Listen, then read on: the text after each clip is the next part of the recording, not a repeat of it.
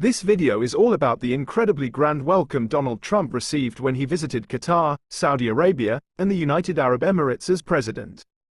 It really highlights the over-the-top royal treatment and unbelievably expensive gifts, especially from Qatar. The video also gets into the controversy that came with all these gestures, looking at how they might have gone against US laws and even Trump's own family businesses. Qatar's royal welcome. The video starts by showing Trump's truly amazing entry into Qatari airspace.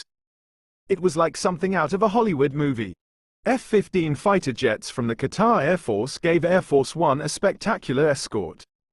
When Trump landed at Hamad International Airport, he was met right on the red carpet by Qatar's top leader, Emir Sheikh Tamim bin Hamad Al Thani, himself. This was a really big deal because usually, a prime minister or a lower official would be there to greet visiting foreign leaders. The emir's personal, highly trained guards, known as the Amiri Guards, were also present, which truly showed the special honor being given to Trump. After the airport welcome, a massive parade of luxury cars took Trump to the Al Wajba Palace. This motorcade included custom-modified Tesla Cybertrucks from Qatar's Royal Protocol team, along with many armored SUVs from the US Secret Service. The whole convoy was super impressive, featuring the Beast, those famous bulletproof presidential limousines, various Chevrolet Suburbans, a tough Ford F-550 cat truck ready for any emergency, and a Secret Service ECM, electronic countermeasures, vehicle designed to jam or even stop threats like drones. Once at the palace, Trump was welcomed by traditional Qatari guards riding horses and camels, and then treated to the famous Adha, sword dance, performance. Huge business deals and lavish gifts. During his visit, the US and Qatar signed some enormous economic and strategic agreements, promising an estimated 1.2 trillion IN total economic cooperation. A major part of this was a record-breaking $96 billion order from Qatar Airways to Boeing for 210 brand new airplanes. This huge deal was expected to create 154,000 American jobs every single year.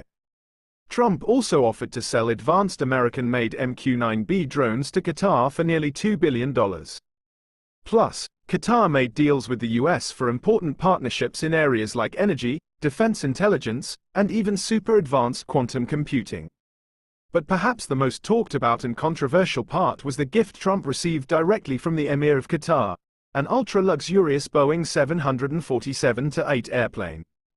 This plane was originally designed for the Qatari royal family and was famously nicknamed the Palace in the Sky because it's so lavish. It was valued at an astonishing $400 million, making it one of the most expensive diplomatic gifts ever given. Controversy and questions about conflicts of interest. The video really highlights the legal problems surrounding this extravagant gift. It brings up the US Constitution's Foreign Emoluments Clause, which generally prevents federal officials, including the president, from accepting valuable gifts or payments from foreign governments without getting approval from Congress. This rule led to accusations of corruption from the Democratic Party, even though Trump himself defended taking the plane. The story also points out how fast the Trump organization's business interests grew in the Middle East, with his sons managing everything. New projects popped up in places like Saudi Arabia, the UAE, Oman, and Qatar, including a fancy golf resort in Doha that's being built with Qatar's own wealth fund. These business expansions happened right around the time of his presidential visits to these countries. Critics, and even some of Trump's own supporters, wondered if these trips were more about boosting his family's businesses than truly leading the country. This raised serious questions about a potential conflict of interest, since any profits would eventually benefit the Trump family. Do you have any other questions about this video or Donald Trump's visits to the Middle East?